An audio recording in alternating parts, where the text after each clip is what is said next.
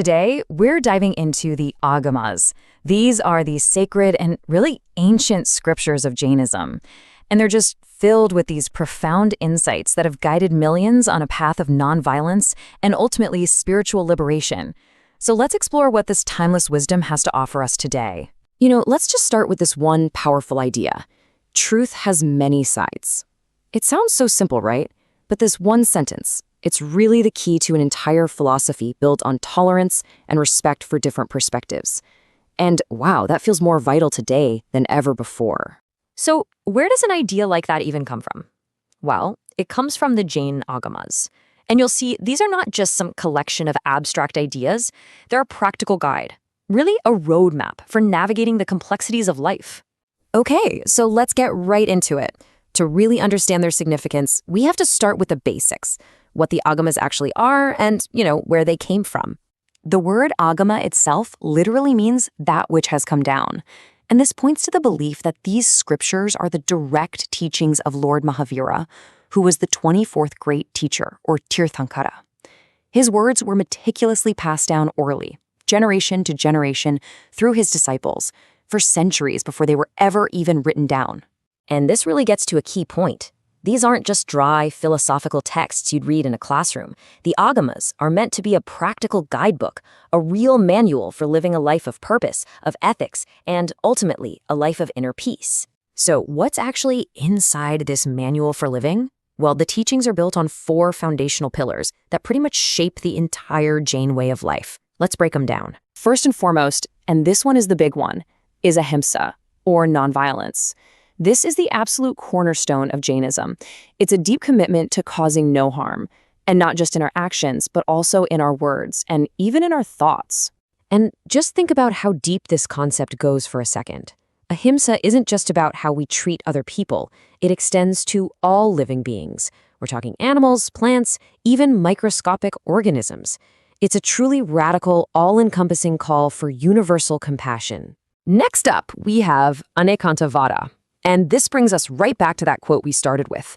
It's the philosophical principle that reality is super complex and multifaceted, and that no single viewpoint could ever possibly capture the entire truth. And what this leads to in practice is just so powerful. When we can accept that our own perspective is, by definition, incomplete, it just naturally leads to more tolerance, doesn't it? It leads to respect for other viewpoints and a deep sense of intellectual humility. The third pillar is Aparigraha, or non-possessiveness.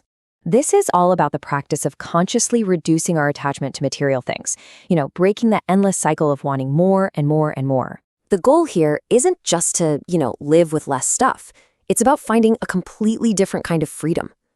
Aparigraha teaches that real liberation doesn't come from what we own, but from detaching from the material world so we can focus on what truly matters, our inner spiritual development. And our final pillar is karma. Now, the Jain understanding of it is really unique. It's not some abstract idea of fate. It's seen as actual, subtle particles that physically attach themselves to the soul because of our actions, our thoughts, our passions. So what does that mean? Well, it puts the power right back in our hands. We aren't just victims of fate, we are active participants in our own journey. Through discipline and right conduct, a person can actually cleanse their soul of these karmic particles and achieve moksha, which is total liberation. Okay, now that we have a handle on the core ideas, let's take a quick look at how this huge body of knowledge is organized.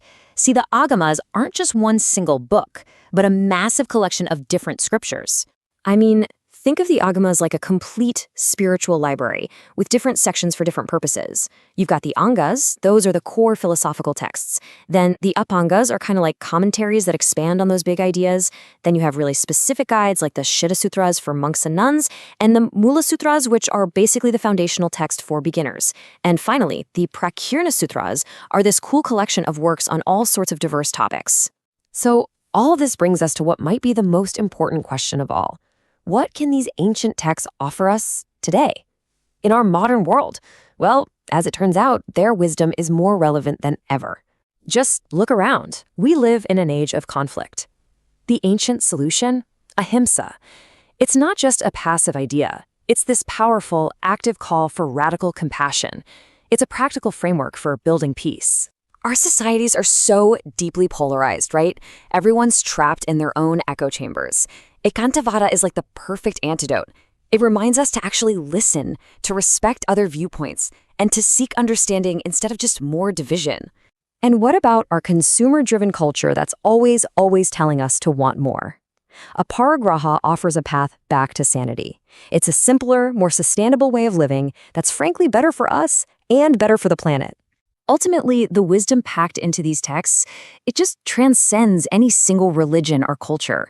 It really speaks to a universal human desire for peace, for some ethical clarity, and for a more harmonious way of living with ourselves and with the world around us. So, in the end, the Agamas are so much more than just a dusty collection of ancient rules. They're a timeless invitation, an invitation for any of us to live a life that's guided by compassion, centered by mindfulness, and grounded in balance. And that really just leaves us with a question to carry with us. How can we apply these principles in our own lives? How might we walk a little more gently on this earth, live a little more consciously, and always remember that truth has many sides?